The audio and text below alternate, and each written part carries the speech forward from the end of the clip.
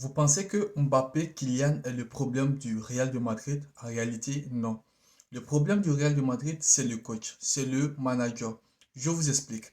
Pourquoi la victoire 5-1 vous a tant égayé? Pourquoi vous avez pensé que c'est seulement à l'absence de Mbappé que le Real arrive à bien jouer? C'est vrai, à l'absence de Kylian Mbappé, le Real a très très bien joué. Un jeu fantastique. Tous les joueurs, tous les autres éléments, tous les pions se sont vraiment retrouvés à leur poste. Même Vinicius qui a été sifflé et hué par ses propres supporters, mais quand même il a fait un bon match, pour ne pas dire il a fait une bonne première mi-temps. Je vous explique le problème. Il vient d'où? Il vient de Xabi Alonso. Pourquoi? Parce que Xabi Alonso ne met pas les pions là où il faut. Encore une fois, je vais vous expliquer. En réalité, quand Mbappé joue et Vinicius joue, c'est pour vous dire que le Real, en quelque sorte, joue à 10 et non pas à 11. En réalité, à chaque fois qu'il y a Vinicius et Mbappé, surtout Mbappé en pointe, sachez que le Real de Madrid joue à 10 contre 11.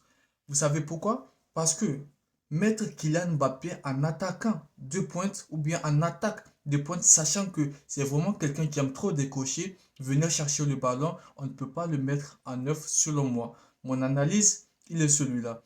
À chaque fois que Vinicius a le ballon, Kylian Mbappé dézone pour venir auprès de Vinicius, laissant le poste de numéro 9 vacant sans personne.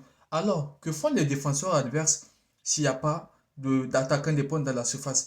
Eh bien, eux tous sortent de leur cadre de confort pour aller attaquer. Et maintenant, quand ils attaquent, le ballon, en fait, c'est ce qui fait autant pour moi que les attaquants madrilènes, même quand ils ont le ballon, ils reculent, ils mettent des ballons en arrière. Je m'explique encore. Kylian Mbappé, il est là en position de 9. Il décoche pour aller voir l'ailier pour essayer de jouer les 1-2. Eux deux, ils ont les ballons. Le ballon, autant pour moi. Et il n'y a pas d'attaquant de pointe. Il n'y a pas un attaquant, il n'y a pas un référent qu'il faut chercher en attaque de pointe. Et c'est là le problème. Parce que s'il y a un attaquant de pointe, c'est une référence. Un attaquant de pointe, en fait, si vous ne le savez pas, un attaquant de pointe, à lui tout seul, peut faire retenir deux défenseurs, à savoir les deux défenseurs centraux.